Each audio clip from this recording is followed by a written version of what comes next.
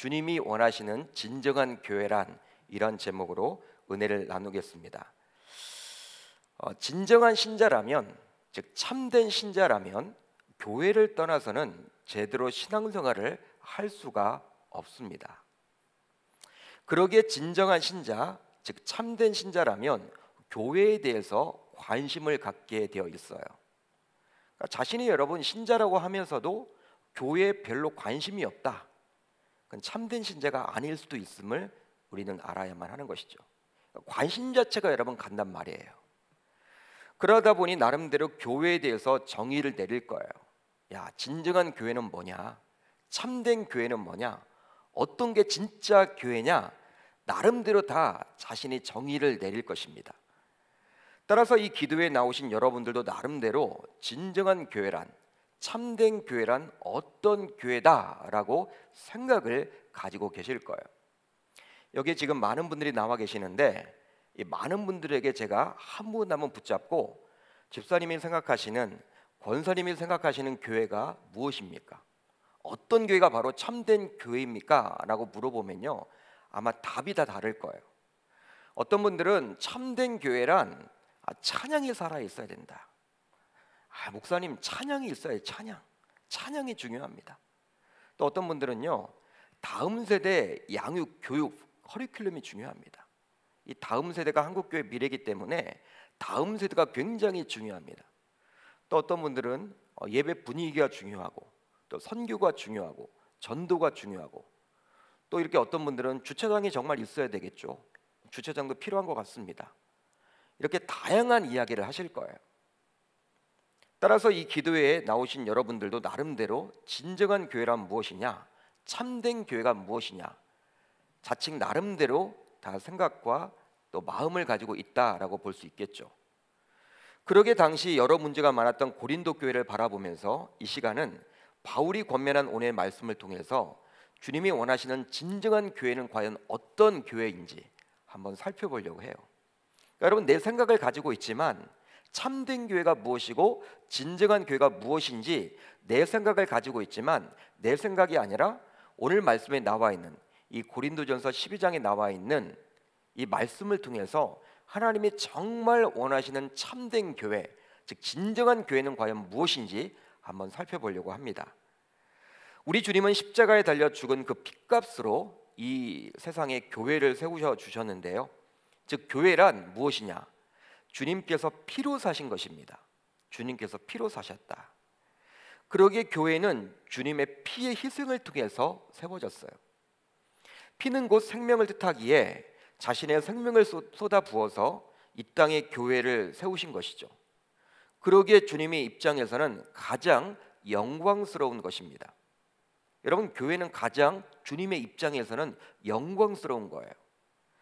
주님의 피값으로 세워진 교회이기에 교회의 주인은 바로 누구입니까, 여러분? 누구라고 말할 수 있을까요? 바로 예수 그리스도예요. 에베소서 1장 22절로 23절을 보게 되면 이렇게 기록이 되어 있죠. 또 만물을 그의 발 아래에 복종하게 하시고 그를 만물 위에 교회의 머리로 삼으셨느니라. 교회는 그의 몸이니 만물 안에서 만물을 충만하게 하시는 이의 충만함이니라. 기록이 되어 있어요.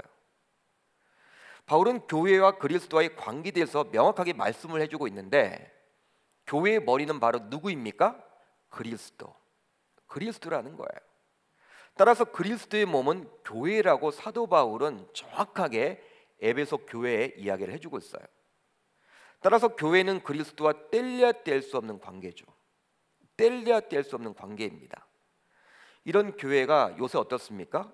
코로나 바이러스의 확산과 더불어 이 세상으로부터 거세게 욕을 먹고 있어요. 교회가 욕을 먹는다는 것은 곧 그리스도가 욕을 먹는 것과 다를 바가 없다는 사실이에요.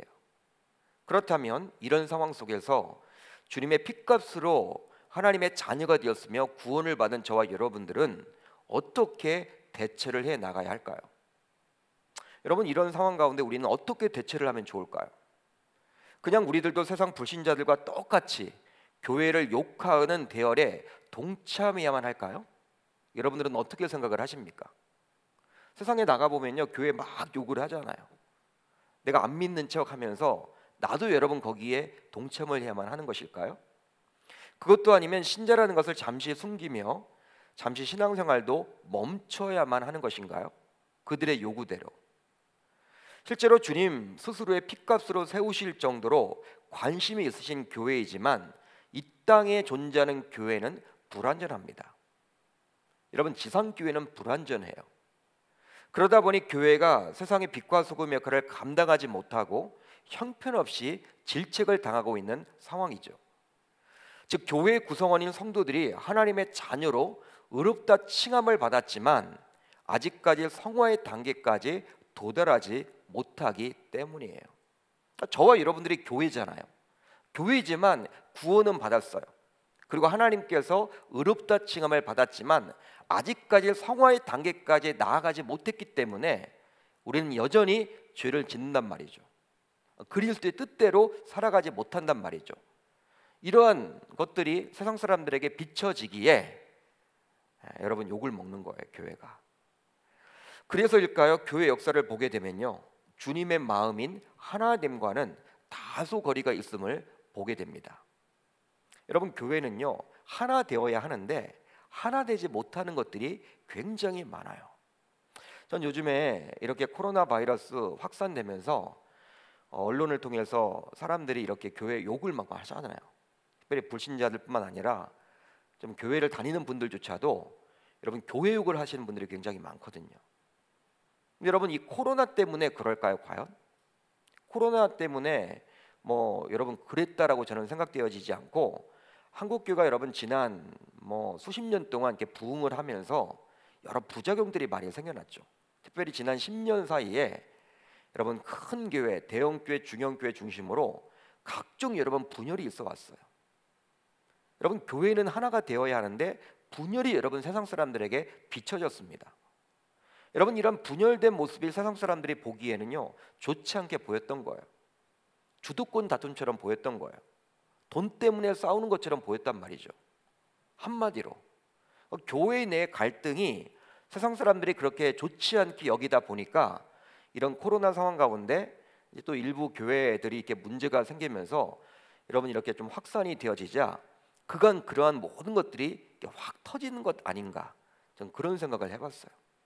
갑자기 여러분 코로나 때문에 코로나 상황이 오자 교회가 욕을 먹는 것이 아니라 지난 여러분 몇 년 동안 있었던 일들이 지금 갑자기 터진 것이 아닌가, 저는 생각을 해봤습니다.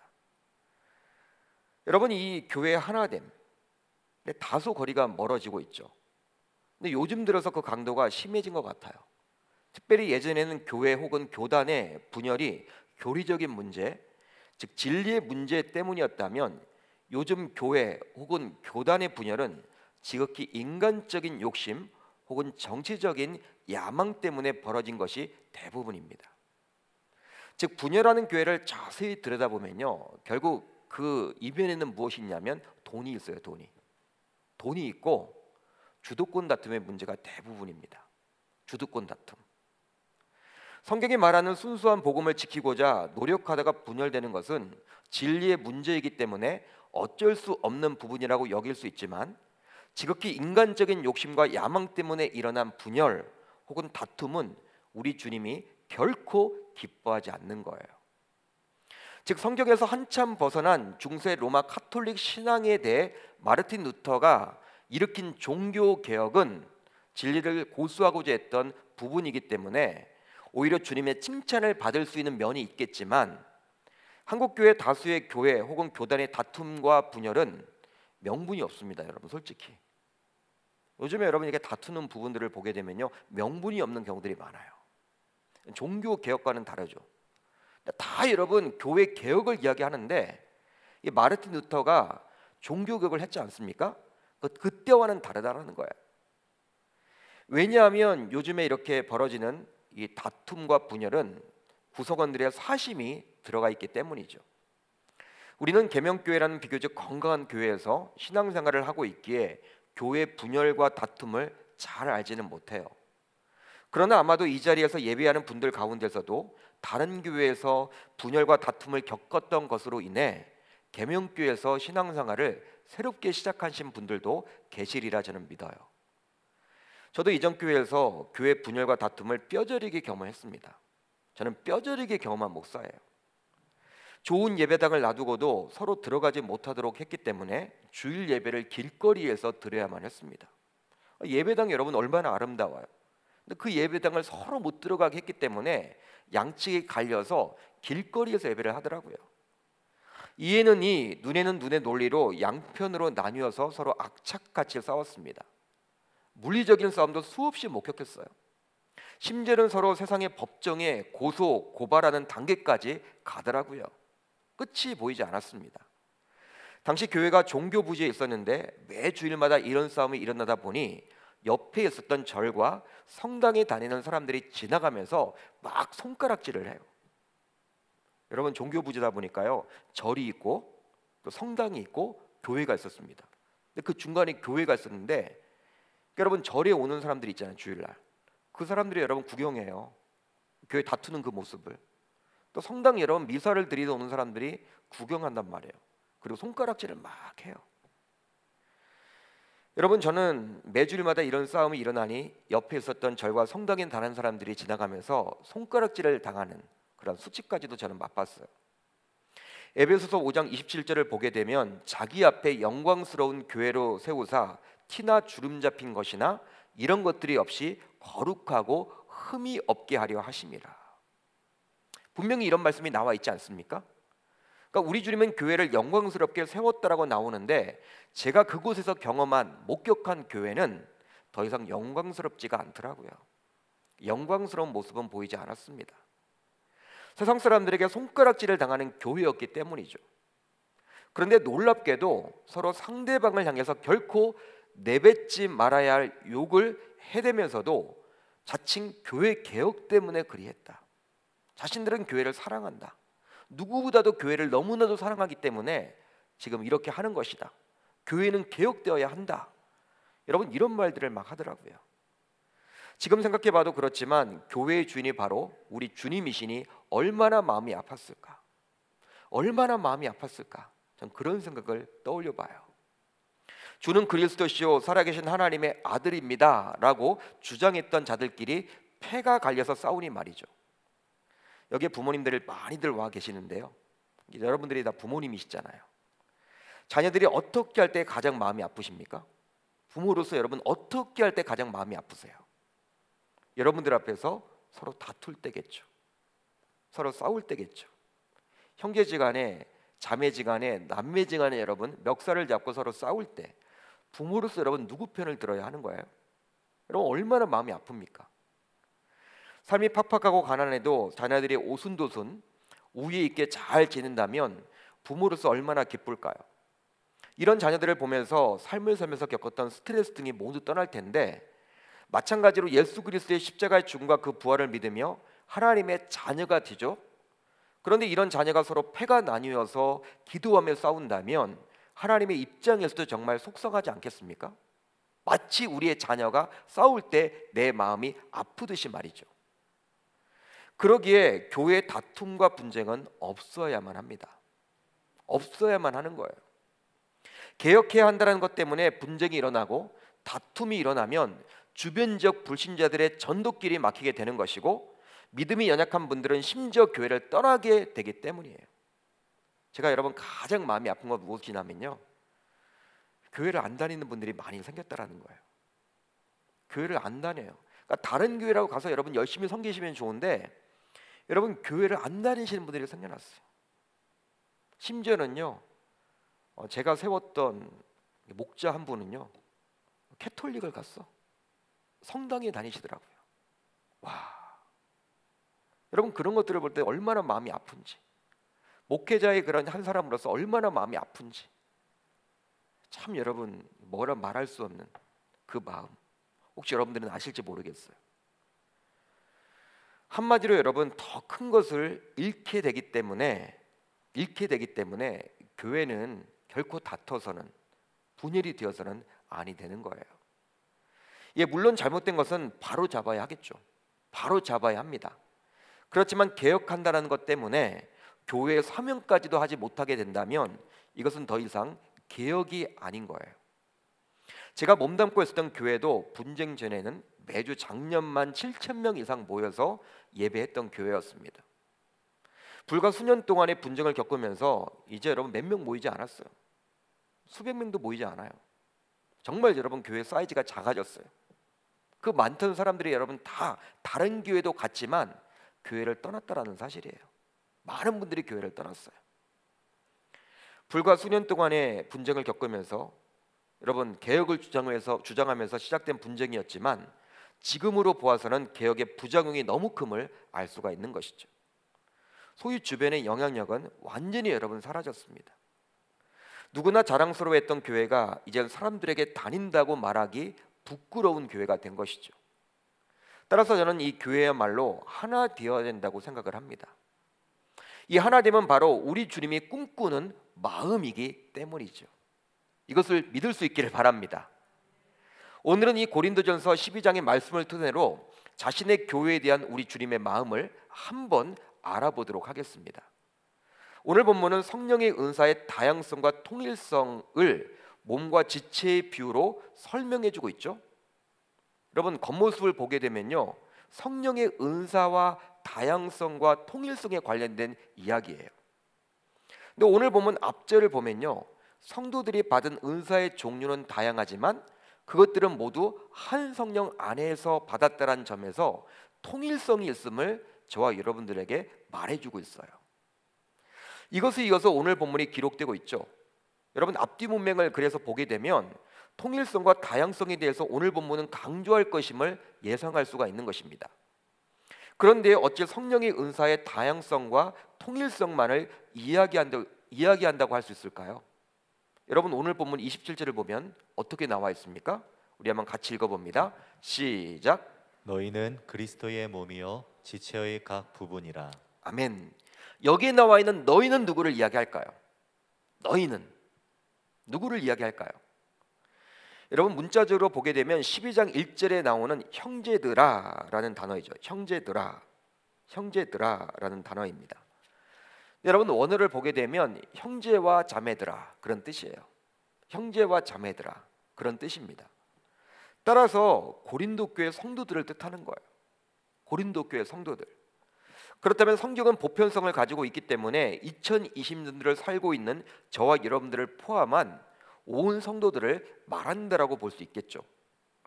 그렇다면 너희라는 곳에 여러분 자 보세요. 27절에 나와 있는 너희라는 곳에 저와 여러분들을 넣어서 읽어보도록 하겠습니다.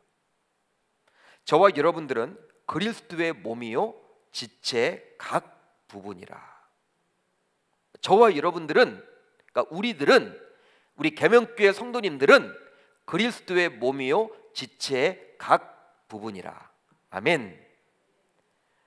그리스도의 몸은 바로 교회이기에 그렇다면 저와 여러분들이 바로 교회라는 표현이죠. 교회는 여러분 다른 게 아니에요. 여러분 믿는 자들은요, 세상 사람들은 모른다고 해서 교회를 욕할지언정 믿는 자들은요 교회를 욕해서는 안 돼요. 왜? 자기 자신에게 여러분 침뱉는 거예요. 자신이 교회인데 왜 교회를 욕합니까? 나 자신에게 여러분 침을 뱉는 것과 마찬가지라는 거예요. 따라서 오늘 본문을 통해서 성령의 은사의 다양성과 통일성을 볼 수도 있겠지만 1차적인 의미는 바로 그것이겠지만 다른 의미로 보게 되면 결국 교회의 다양성과 통일성에 대해서 이야기한다라고 오늘 본문은 말해주고 있는 거예요. 사도 바울은 그것을 말하고자 하는 것입니다. 성도 여러분, 그렇다면 오늘 말씀을 통해서 우리 주님은 저와 여러분들에게 무엇을 말씀하시고자 할까요? 뭘 말해주고자 하는 것입니까? 우선 그리스도 안에서 한 성령으로 하나 된 우리 성도들이 모여야지만 온전한 교회를 세워나갈 수 있습니다. 아멘. 한번 같이 읽겠습니다. 시작. 그리스도 안에서 한 성령으로 하나 된 우리 성도들이 모여야지만 온전한 교회를 세워나갈 수 있습니다. 아멘. 여러분 말씀 13절을 같이 읽어봅니다. 시작. 우리가 유대인이나 헬라인이나 종이나 자유인이나 다 한 성령으로 세례를 받아 한 몸이 되었고 또 다 한 성령을 마시게 하셨느니라. 아멘. 여러분 이 말씀을 보세요. 유대인이나 헬라인이나 종이나 자유인이나 그 부분을 보세요. 대대로 유대인과 이방인은 서로 상존할 수가 없는 인종이라 할 수 있겠죠. 여러분, 서로 상존할 수가 없어요. 같이 살아갈 수가 없어요, 여러분. 원수와 마찬가지예요, 솔직히. 또 종교와 자유인도 서로 상존할 수 없는 계층이라 말할 수 있겠죠. 그렇다면 이것은 무엇을 말하는 것일까요? 그리스도 안에서 하나가 되도록 하는 것은 어떤 인종이나 어떤 신분이 아니라는 거예요. 그렇다면 무엇이 그리스도 안에서 하나 되도록 했을까요? 말씀을 보게 되면 오직 한 분 성령을 통한 세례, 그것을 통해서만 성취된다라고 말해주고자 합니다. 말해주고 있는 거예요. 여러분, 아멘입니까? 즉, 인간이 어떠한 노력이나 경험으로는 불가능하다라는 것이죠. 불가능하다라는 거예요. 우리가 아무리 노력한다고 해서 되는 것이 아니라는 거예요. 사랑하는 성도 여러분, 구약의 유대인들은 유대인들이라는 신분이 중요하다고 여겼습니다. 유대인이 되어야 해. 그래야지만 구원을 받을 수 있어. 유대인이라는 선민의식이야말로 하나님의 자녀로 묶을 수 있도록 하는 것이라고 그들은 여겼죠. 그러나 교회, 즉 그리스도의 몸을 하나로 묶을 수 있도록 하는 것은 바로 한 성령임을 이야기해주고 있는 거예요. 여러분, 단기 선교라도 가면 느낄 수 있는 것이 있습니다. 단기 선교가 왜 중요하냐면요, 여러분, 이것을 느낄 수 있기 때문에 중요한 거예요. 피부색이 다르고 언어가 달라서 모든 것이 낯선 곳입니다. 말도 통하지 않죠. 먹는 것도 달라요. 다 다릅니다, 여러분. 외국에 나가보면. 근데 여러분, 우리가 여행을 가면요, 현지 교회를 잘 안 가게 되잖아요. 못 가게 되잖아요. 현지들만 모여서 여러분 예배 드리는 곳 우리가 가기 쉽지 않잖아요. 여행을 갔는데 거기 어떻게 찾아가겠습니까? 말도 잘 통하지도 않고. 선교사님이 계시니까 선교를 가게 되면 주일 되면 이제 현지인 예배당에서 예배를 드리죠. 모든 것이 여러분 다 낯설어요. 진짜 언어도 다르고 풍습도 다르고 먹는 것도 다르고 다 다릅니다. 근데 현지 교회에 방문하여 성도들과 교제를 나누다 보면 금방 친해지고 하나됨을 느끼게 된다는 거예요. 바로 저와 여러분들의 성령과 그들의 성령이 일치하기 때문이죠. 그러게 잠시 교제를 나눌 뿐인데도 헤어질 때는 아주 아쉬움마저 묻어납니다. 헤어지기 싫은 거예요, 여러분. 좀 몇십 년 동안 사귀었던 사람들처럼 이 헤어질 때는 막 울고 그래요. 뭐 며칠 만나지도 아니했는데. 이렇게 한 분 성령은 그리스도 안에서 교회를 하나 되도록 이끈다라는 거예요. 우리 계명교회 같은 중용교회 등록하여 신앙생활을 하다 보면 나 하나쯤이야 하면서 공동체의 자주 모습을 보이지 않는 분들이 간혹 있습니다. 여러분, 작은 교회라면 개척교회라면 빠지게 되면 금방 표가 나겠지만 어느 정도 여러분 규모가 가지고 있는 이 중용교회는 표도 나지 않죠. 표도 나지 않고 실질적으로 그분들이 사역을 하지 않아도 교회가 돌아가요. 즉 공동체성이 여러분 없다고 해야 될까요? 그러나 나 하나쯤이야 하는 것은요, 내 생각일 뿐이에요. 자신의 생각일 뿐입니다. 교회의 주인인 그리스도는 그렇게 생각하지 않는다라는 것이죠. 여러분, 1000피스짜리 퍼즐을 맞춰본 경험을 여러분들은 가지고 있습니까? 1000피스짜리. 제가 여러분 몇 번 이렇게 성장반 할 때에도 제가 이 교회를 이야기하면서 말씀을 드렸고 목자들에게도 여러분 여러 번 말씀을 드렸는데요. 여러분 1000피스짜리 여러분 이 퍼즐을 맞춰본 경험을 가지고 계세요? 쉽지 않죠, 여러분. 이 퍼즐 맞출 때 1000개 피스가 있는 거예요. 제가 여러분 이렇게 중고등부 사역을 할 때 수련회에 가게 되면 꼭 조 숫자에 맞추어서 이 1000피스짜리 퍼즐을 사가곤 했습니다. 의도를 가지고 그렇게 사갔어요. 중고등부 학생들이 뭉쳐 있다 보면 집회 이하의 시간에 집중할 거리를 꼭 마련해야만 합니다. 마련하지 않으면요 사고가 꼭 나요. 사고가 나거나 여러분 굉장히 여러분 이렇게 통솔을 하기가 쉽지가 않아요. 뭔가 여러분 이렇게 집회 이외의 시간에 그분들로 하여금 이 중고등학교 학생들로 하여금 뭔가 하도록 해야만 한다는 것이죠. 그러게 쉬는 시간 혹은 식사 시간에 1000피스짜리 퍼즐을 가장 먼저 맞추는 조에게는 시상을 걸고 예를 들어서 에버랜드 자유이용권을 다 그 조에게 주겠다. 1등하는 팀에게는 그렇게 하는 거예요. 시상을 걸고 수련회 기간 동안에 경쟁을 시켰습니다. 10명이 한 주가 되어도 1000피스짜리 퍼즐을 맞추기는 결코 쉽지 않아요. 이 퍼즐을 맞추기 위해서는 심지어는 식사를 빨리 하고 거기에 집중하는 학생들도 굉장히 많아졌어요. 그러니까 여러분 에버랜드 가기 위해서 자유이용권을 여러분 빨리 얻어서 우리 조원들끼리 이렇게 가려고 하다 보니까 식사를 여러분 빨리 하고요. 거기에 다 모여 있는 거예요. 그거 맞추려고 여러분. 근데 여러분 맞추기 쉽지 않은 것은 꼭 한두 명의 학생들은요. 자신의 1000피스 퍼즐 가운데 하나 두 개를 숨겨놔요. 여러분 자기 주머니에 넣어놔요. 꼭 그런 학생들이 있어.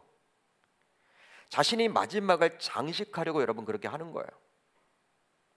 그러다가 그 피스를 잃어버리곤 합니다. 잃어버리는 경우도 있어요. 막 놀다 보면. 그렇게 되면 한 피스가 없어졌기에 퍼즐을 맞출 수가 없습니다. 여러분 999개 퍼즐을 다 맞췄다고 하더라도 한 개 퍼즐이 없기에 완성이 된 게 아니죠. 완성이 된 게 아니에요. 가장 먼저 여러분 맞추기 시작했어도 여러분 999개가 여러분 다 맞춰졌어도 그 한 가지를 잃어버리게 되면요. 여러분 그것을 맞춰지지 않으면 이게 1000피스짜리가 여러분 완성되는 게 아니에요. 마찬가지죠. 계명교회 같은 중형교회라도 나 하나쯤이야 라고 하면서 한 사람이 잠수를 타게 되면 어떻게 됩니까?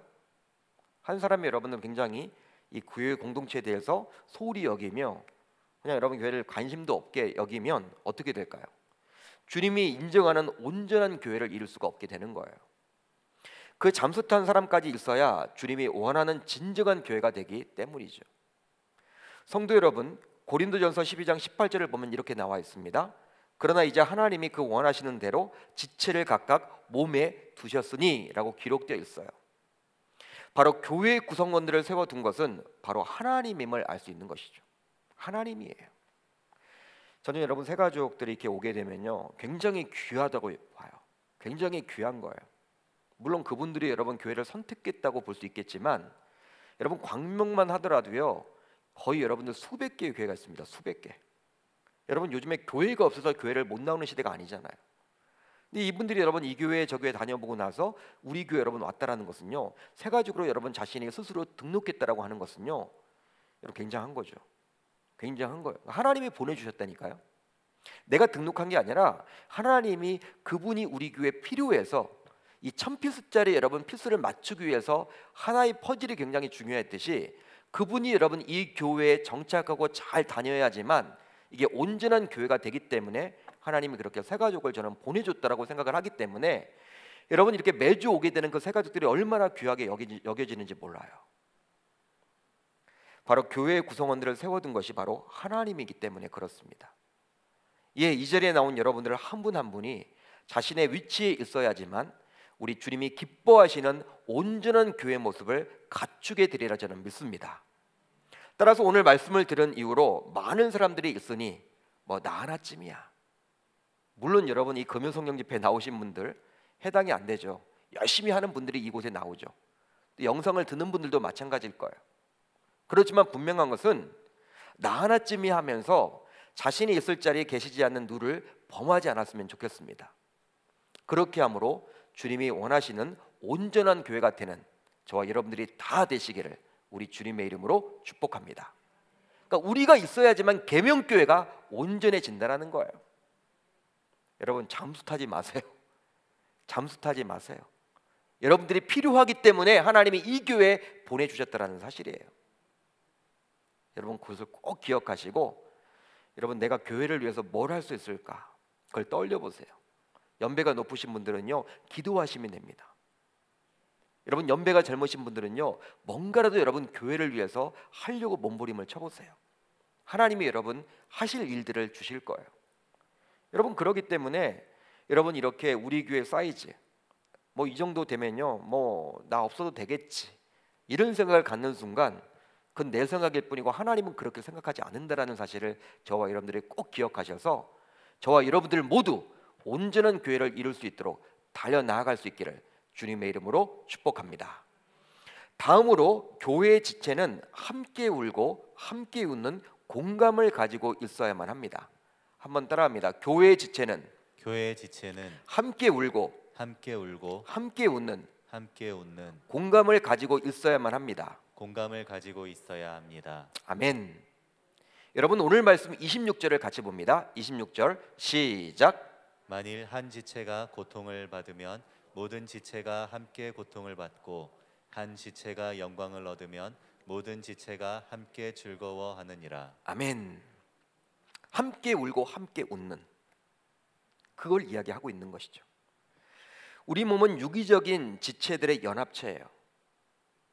연합체입니다. 여러분, 교회가 공동체죠. 교회는 커뮤니티예요. 세상 사람들은 그런 말을 하죠. 왜 너희 기독교는 요 코로나 바이러스 상황 가운데서도 다른 종교들처럼 뭐 캐톨릭이나 뭐 불교나 다른 종교들과 좀 그렇게 같이 해라, 결을 같이 해라. 근데 다른 거예요, 여러분. 여러분, 우리 기독교는요 공동체예요. 공동체, 커뮤니티란 말이에요. 한 몸이에요. 여러분, 이렇게 신약 성경을 보게 되면요, 초대교회가 생겨났을 때 떡을 떼며라는 단어가 있죠. 떡을 떼며. 떡을 뗀다는 게 뭐예요? 교제가 굉장히 중요하다라는 거예요. 그러니까 접촉을 할 수밖에 없는 게 바로 기독교예요. 이게 여러분 요즘에 못 하고 있으니 굉장히 여러분 힘든 것이죠. 이 코로나가 여러분 위기라는 거예요. 교회 위기라는 게 다른 게 아니라 예배 위기도 있지만 성도들 간에 여러분 서로 접촉하지 못하게 된단 말이에요. 근데 우리는 몸인데 따로따로 놀아야만 하니 이게 여러분 비성경적으로 지금 흘러가고 있다란 말이죠. 그렇다고 여러분 우리가 정부의 시책을 무시할 수도 없고, 여러분 이 코로나가 빨리 종식되어야 하는 그 이유가 거기에 있는 것입니다. 예를 들어 보면요, 손가락 하나에 가시가 박혀 있다고 칩시다. 손가락 하나에 여러분 가시가 박혀 있어요. 어떻습니까?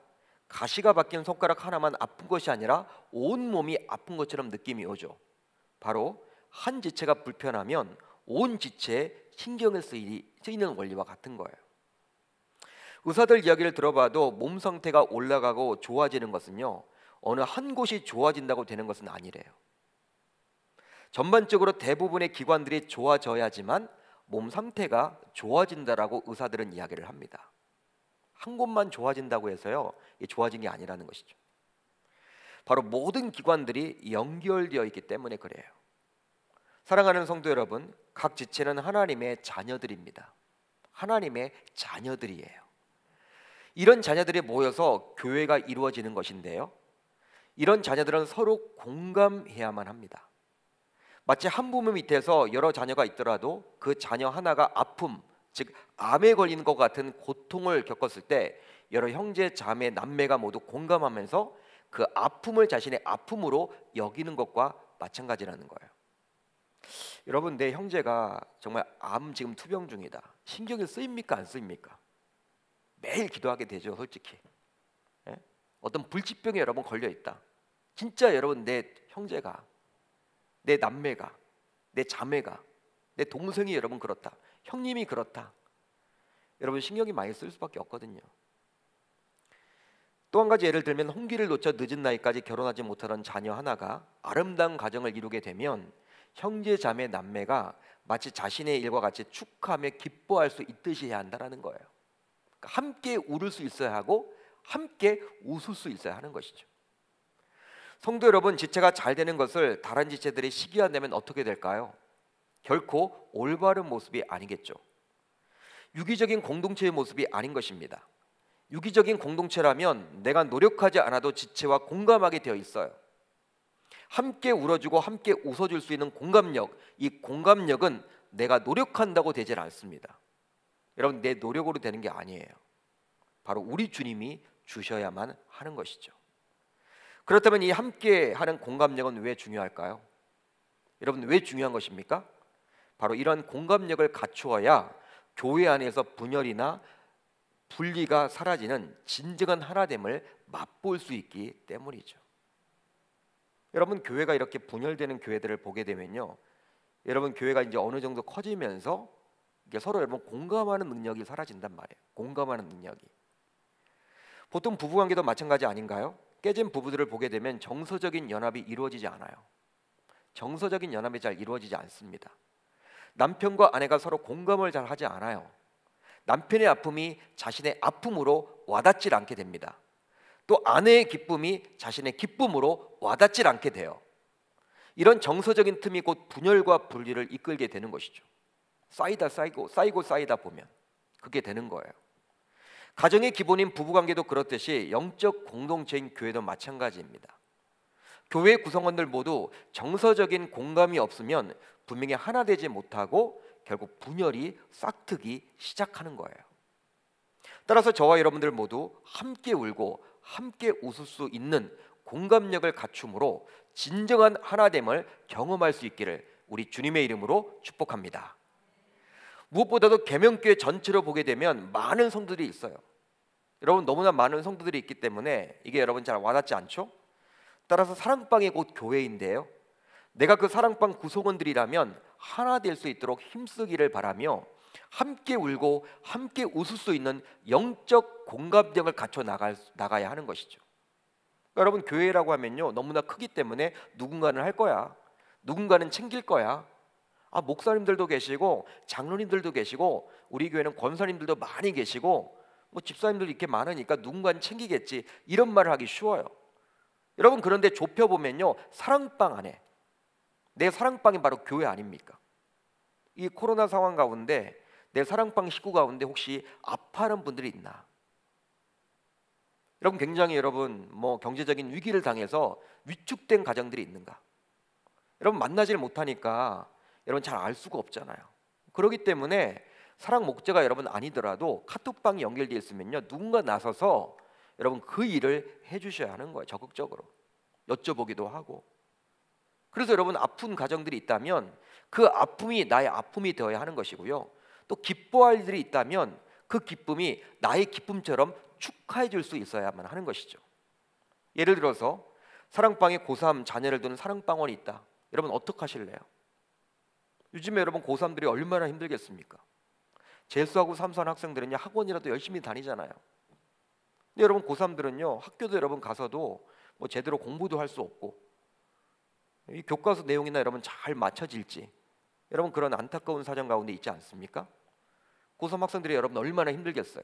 근데 여러분, 사랑방 식구들 가운데 고3 자녀를 둔 가정이 있다. 여러분들이 어떻게 하실래요? 비록 나의 자녀는 아직 어릴지라도 나의 자녀가 마치 고3인 양 관심을 가지고 마음을 공감할 수 있기를 바랍니다. 그럴 때 비로소 사랑방 구성원들 모두 하나됨을 경험하게 되는 것이죠. 교회는 건물이 아니에요. 그러기에 교회는 구성원이 중요합니다. 저와 여러분들이 중요하다라는 거예요. 그 구성원이 하나 되는 것이 정말 중요합니다. 공감이 안 될 때 보통 그 공동체에서 소외감을 느끼게 되고 보통 그 공동체에서 마음이 멀어지게 되어 있어요. 여러분, 이런 코로나 상황이 지속될수록 이제 교회를 떠나는 분들도 분명히 생겨날 거예요. 공감이 안 되니까, 야, 나를 챙겨주는 사람이 없네. 여러분, 우리가 이렇게 매주 예배에 이렇게 다 나와서 예배를 드릴 때는요 금방 여러분 눈에 띄잖아요. 교육자들 눈에 띄어요. 그때는. 지금은 여러분들 영상 예배를 드리는 것인지, 나오지 않아도 여러분 어떤 이유가 있겠지, 이런 식으로 여러분 생각하기 쉽단 말이에요. 교육자들도 다 챙기질 못해요. 그렇기 때문에 여러분들이 이렇게 성도님들이 사랑방원들을 챙기고 또 여러분 우리가 하나 된 그 모습, 공감하는 그 모습들을 갖추지 않는다면요 이 코로나가 여러분 지속될수록 여러분 교회를 슬금슬금 떠나가는 분들도 분명히 생길 거예요. 여러분, 목사님들은 다 그것을 걱정하고 염려하는 것이죠. 그러다가 결국 어떻게 됩니까?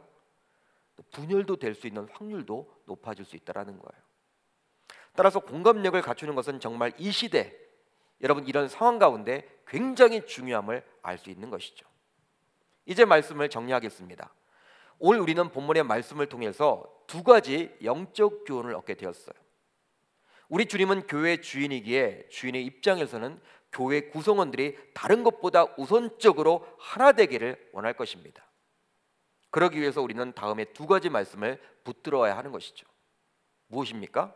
우선 그리스도 안에서 한 성령으로 하나 된 우리 성도들이 모여야지만 온전한 교회를 세울 수 있다는 거예요. 저와 여러분들 모두 나 하나쯤이야, 이런 생각은 버릴 수 있기를 주님의 이름으로 축복합니다. 금요 성령 집회 누군가는 참석할 거야, 기도의 11자 누군가는 할 거야, 뭐 일부 예배 목사님이 그렇게 강조를 해도 누군가는 하겠지. 여러분, 그것만큼 위험한 것이 없다라는 거예요. 여러분, 그런 얘기가 들린다면요 나에게 주신 말씀을 깨닫고 여러분들이 각 영역에서 열심히 협조해 주시고 관심을 가져줄 수 있기를 바랍니다. 다음으로 교회의 지체는 함께 울고 함께 웃는 공감을 가지고 있어야만 하는 거예요. 공감력이 굉장히 중요합니다. 공감력. 이 시대가 여러분 공감이 부족해요. 함께 울 수 있는 공감, 함께 웃을 수 있는 공감. 사랑방언들을 잘 챙겨보시기를 바라요. 사랑 목재기면 만겨두지 마시고, 여러분들이 사랑방에 속해 있다면, 사랑방에 속해 있지 않더라도 누군가 요즘에 보이지 않는다 이런 분들이 느껴진다면 연락도 한번 해보시기를 바라고, 적극적으로 관심을 가져주실 수 있기를 바랍니다. 이 두 가지를 붙든다면 하나 되기에 더 이상 사탄이 틈을 타서 분열이 되거나 분리되거나 하지 않게 되리라 저는 믿어요. 분명한 것은요, 여러분 잘 들으세요. 분명한 것은 교회의 분열, 교회 다툼, 이것은 바로 사탄으로 인함이에요. 사탄의 역사예요. 저는 그렇게 결론을 내렸어요. 아무리 여러분 개혁해도 사탄이 역사를 하는 거야. 그 틈을 이용해서. 그러게 항상 영적으로 깨어서 우리의 공동체가 사탄의 틈을 타지 못하도록 몸부림쳐야 할 줄 믿습니다. 여러분, 교회의 분열은 결코 일어나서는 안 돼요. 전 여러분 그것을 뼈저리게 느꼈던 목사예요. 예? 한국교회가 여러분 더 이상 분열돼서는 안 돼요. 우리 계명교도 마찬가지예요. 여러분 그런 징조가 보인다면요, 그걸 없애버려야 하는 거예요. 그런 것들은 바로 저와 여러분들이 함께 할 때, 하나님의 마음인 하나님을 가지고 기도할 때 이루어진다는 생각을 가지고 저와 여러분들이 이 교회를 지켜나갈 수 있기를 주님의 이름으로 축복합니다.